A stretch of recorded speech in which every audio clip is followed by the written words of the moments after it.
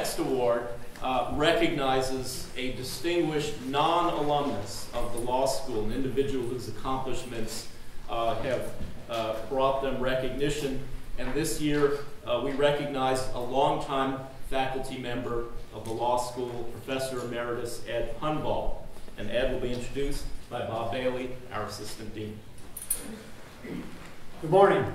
Those of you who know me know that I never prepare a speech, but I had to for this because when Ed asked me to introduce him, I was both honored, but also it's a daunting task.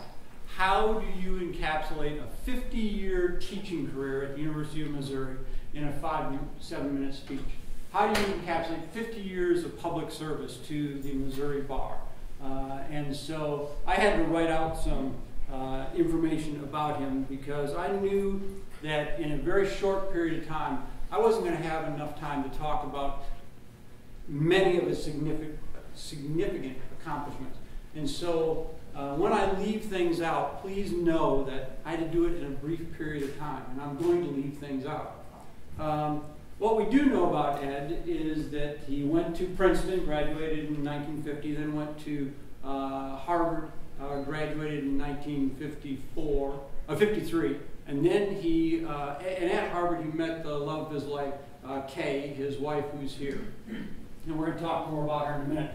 And then in 1957, Ed arrives here. Excuse me, sure. And for those of you who don't know, just keep that in mind. That's what he looked like in 1957 when he arrives here. And Ed taught for 50 years. He took one short detour during that 50-year period. In 1964, Ed ran for elective office. Actually, Ed didn't run for elective office. Ed was run for elective office. Some of his class decided that he should be the county surveyor, and they put him on the Democratic ticket. And Ed was challenged for the office, but he had some really hard-working second and third year law students, and he won. He was sworn in. He collected a certificate of office, and then he resigned. The campaign slogan was fearless, fair, and bold, which I think is a great description of Ed. Ed, as all of us know who had Ed as a teacher, was a fearsome but fabulous Socratic teacher. Certainly the best that I had in law school, and I think that most of us would agree to that. And so I wanted to hear from some of his former students, and so I sent out an email to a group of students, and I got back a lot of responses, but I'm just going to read you a couple of them. This first comes from a Kansas City attorney. He says, the two things I remember about Professor Hunvald is at first, I almost soiled myself when he called my name. Second, when he discussed attempt crimes in criminal law, Professor Hunvald used the Socratic method to completely twist another student and compel the student to agree that a man who points his index finger at a person, then lowers his thumb as the trigger, has committed the crime of attempted murder.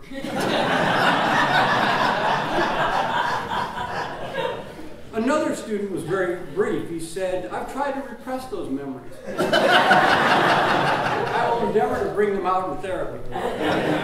Another student said, and we can all relate to this, all of us who had Professor Hunvald, said that in criminal procedure, when Professor Hunvald started down the students' row asking questions, and the students' ears started to roar as he heard each student before him turned to pulp until it was this student's turn. The student's ears roared to the point that he never really heard the question, and all he could do was take a stab at the answer that he knew would be nothing but cannon fodder for the next question. And those of us who had Professor Hunvald all know that that's exactly what happened.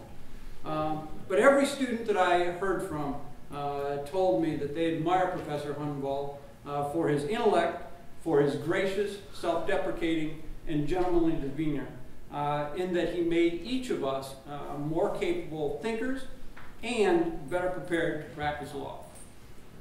The final two stories about Ed's Socratic method involve faculty.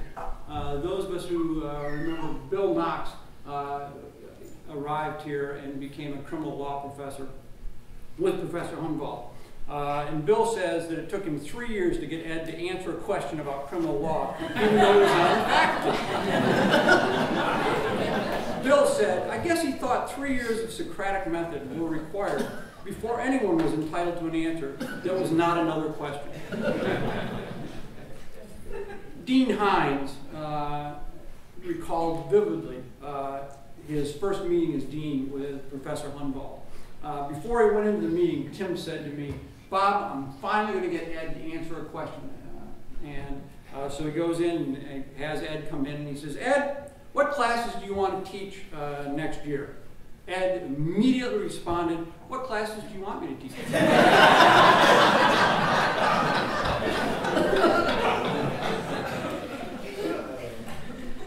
I'm going to leave out some of my talk because I've been told that you should be brief in this, and so I've got some more that I want to tell you, but I want to go to the last two things I want to talk to you about. And the first is that we know Ed as a faculty member, but he actually had a life outside of law school, and he was both a devoted father and a devoted husband. And I asked Sarah, his daughter, to tell me something about her dad. And Sarah said, look, Bob, he took a Socratic approach with me. And he said that if there was a problem, they would work through it together, forcing Sarah to think and rethink all the scenarios, and inevitably she would arrive at the most logical and fair answer to the dilemma of the moment. But Sarah notes the Socratic method worked for almost every type of crisis. But there was one exception. In high school, she was suffering from a broken heart and simply could not endure one more minute of high school. Kay was out of town, and so Ed was forced into action. Instead of talking Sarah through it with the Socratic method, he made the only logical choice a father could make in that situation. He consented for Sarah to leave the school early, gave her a big hug, took her home, and left her alone to cry it out. Sarah concluded that day that he was indeed just a regular dad, but a truly wise man, which I think we can all agree to. Ed's long-suffering wife, Kay, come on, Kay, said that she met Ed at Harvard, and he was called Happy Ed. Really? But Kay thought that this was, among other reasons, a good reason to go out with him and to marry him. Little did she know, she tells me, that Ed was obsessive-compulsive. Really? That took her, I mean, this should have been abundantly clear. But she said that he is most happy when he is keeping voluminous records of minutia. At home, he records the high and low temperature of the day, every day. Really? 60 years of high lows, who cares? Kay is unhappy because Ed also keeps track of every penny they spend. And she has to report to him, I spent this amount of money on this today, and he writes it down. At law school, Ed's obsessive-compulsive nature has been to our benefit. Ed, for 50 years, kept every student's grade point average for us and would give it to the registrar. He kept the admissions figures. He was our admissions faculty member for decades. He kept all of the admissions records, though, for decades. Bar passage rate. If you want to know about anyone up until last year, if they passed the bar or not, it'll have the records for you. You can find out if you passed or not, if you haven't checked. I think one of the most telling is that when this building was constructed, Ed went over to the Dean of Arts and Science, got a key to the stairwell that led up to the roof on Arts and Science, which is right over here. First shovelful, Ed was on the roof taking a photo of the beginning of the construction of this building.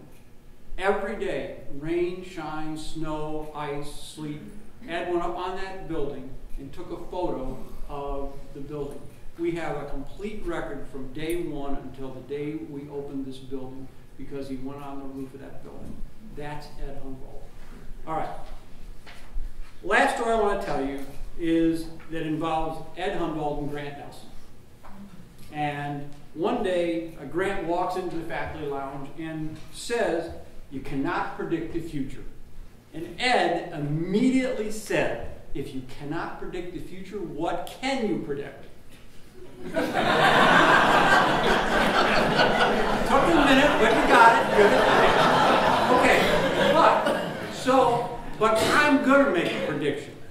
I'm going to make a prediction that at the conclusion of this sentence, there will be a thunderous and standing ovation for Professor Hunvald.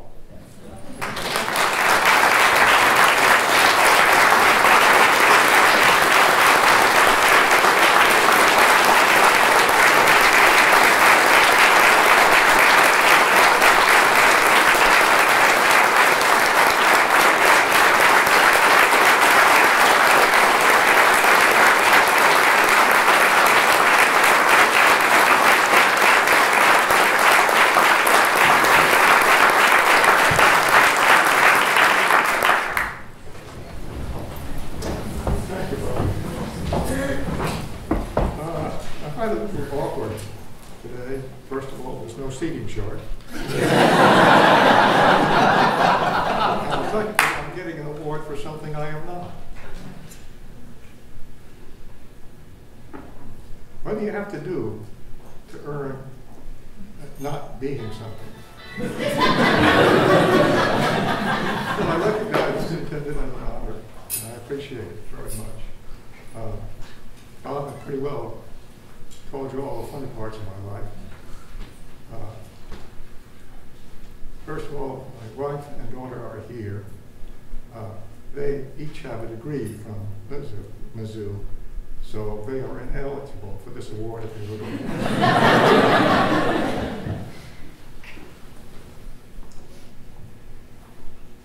So your senior moments happen when you reach my age. But what happened? How did I get involved in this anyway? Well, I thought of what do I want to be in college. I knew I didn't want to be a doctor, the sight of blood. I did not want to be involved in selling anything. So the best choice I had was to go to law school. And that's the reason I went to law school. Then after law school, with the United States Army and so forth, I had an opportunity to do some teaching. I taught court reporting in the Army.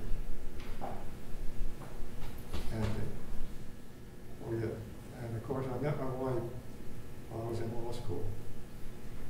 Now, first, let me say a couple of things about my wife. First of all, she is a lot smarter than I am. The one mistake was marrying me. My daughter up there, who is affectionately known as El Destructo, for many efforts of her deciding to take apart things and see what made them tick. She is also smarter than I am. And I'm very appreciative of having her as a daughter. But back to the law school. As you know, everything, I ended up teaching full and part-time for 50 years. And I began to wonder, you might wonder why I did that. Well, when I had a chance to be offered this job, I went and talked to Warren Seavey of the Harvard Law School faculty to discuss basically the law school, because I was finally at the law school at that time.